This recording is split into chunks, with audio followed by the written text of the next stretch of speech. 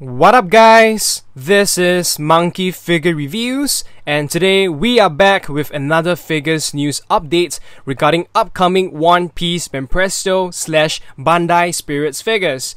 The first one on our list right in front of you, that is the Sweet Style Pirates Nico Robin versions A and B. The height is 23 cm and the release date is February 2022 next year.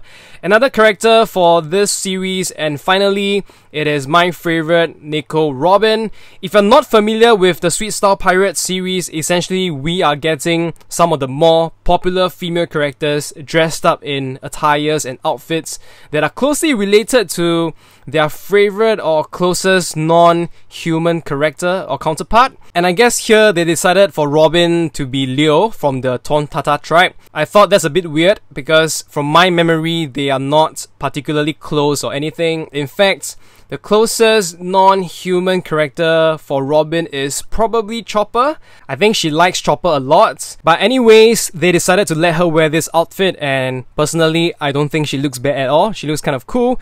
And as usual, we have two versions. A version A over here on the left and the version B on the right. The version B is generally just a lighter colored version of version A. We're gonna take a closer look at the figures, and Robin's face here looks fine. Probably not 100% her character likeness, but it is still pretty good. The hair looks to be quite decent from here. She's wearing the hat that I suppose Leo wears.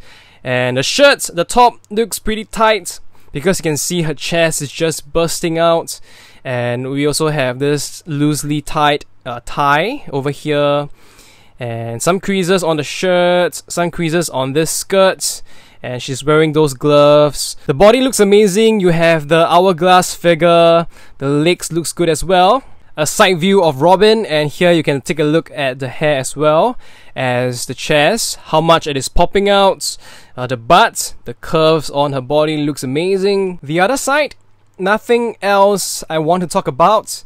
I forgot to mention this is the weapon of Leo. I think it's a needle actually, but he uses it as a weapon. This is the back of Robin, and here we can take a better look at how her hair is sculpted, how they are divided into different strands, and the curls they added to give her hair a bit more motion. And once again, you can appreciate her hourglass figure from this angle.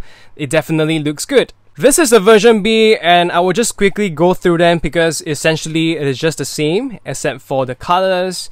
And oftentimes I always tell people just go for the version A. I see no reason why you should buy the version B.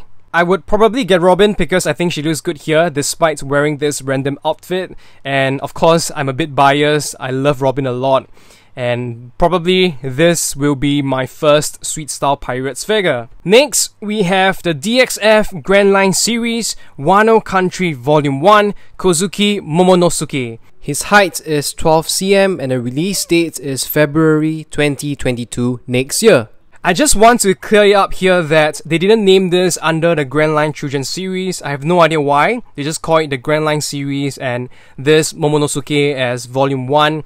It could be like a new branch that they are doing, but I'm not 100% sure based on the information available out there. So if I got it wrong, please do correct me in the comments section below. Generally, I would assume he is sort of a continuation of the Grandline Children series, just that it's not named under the same thing. I think the scale-wise is going to be very similar to what we've gotten so far in the recent Grandline Children figures, which is Shanks and Buggy. This is to me a great alternative if you didn't get your hands on the Portrait of Pirates version. I myself included, I deeply regretting not buying him when his price was dirt cheap like a few years ago when nobody knew he was going to be such a relevant character.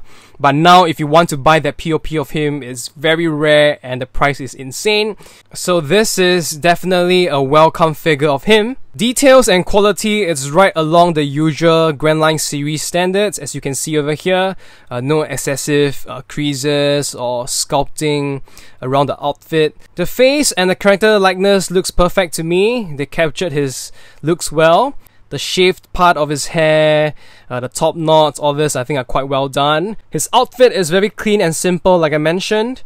And maybe some details, some creases around the waist sash. We have all these patterns painted onto the kimono. This is the side view. Another look at some of the patterns on the outfit. the peach. They all look quite clean, at least on this prototype. This is the other side. And here you can tell his body is a bit leaning towards the back. I hope that is not the case for the actual figure, so we can display him without the base. This is the back, and you can look at the figure yourself. The joint gaps looks to be a bit wider than the front, so it can be a bit ugly. Once again, I hope this is not the case in the actual figure. Overall, I think it is a decent figure and definitely not a bad one to get. Lastly, this is the DXF Grandline series Wano Country Volume 1 Roronoa Zoro Metallic version. His height is 17 cm and the release date is also in February 2022 next year. The name of this series is really weird because it is the same as Momonosuke. It just says Grandline series Wano Country Volume 1, and I have no idea if I'm getting the information wrong or if it's just some translation error. They are not clear about it at the moment. It might be called Grandline series Metallic for all I know, but this is as far as I can tell, the information that I know of as of today. We might get more clarification down the line. But anyways, we are getting this Zoro figure which was released just 2 months ago. Grandline Man Wano Kuni Volume 13. And getting a metallic repaint. I'm scratching my head here because it is pure laziness in my opinion to just get a recently released figure, give it a new paint coat and sell it out again, where they could have just come up with another Grandline Man figure for the many newly introduced Wano characters. So I'm not gonna spend too much time talking about this. I'm not too happy about this release. And I'll just quickly rush through the pictures. His outfit just supposedly has a better shine or gloss to it, especially the waist sash. That is the most obvious change I can tell. Other than that, the modeling, I will not talk about it. I've talked about it before, it is exactly the same thing. And as usual, let me know what you guys think in the comments section below about these figures. I always love to hear your thoughts. If you like my video, don't forget to give it a thumbs up, share them with your friends. If you're new here and you like what I'm doing, don't forget to subscribe and also hit the bell notifications button so you don't miss out on new videos like this. Thank you guys so much for spending your time with me. I would see you very soon. Goodbye.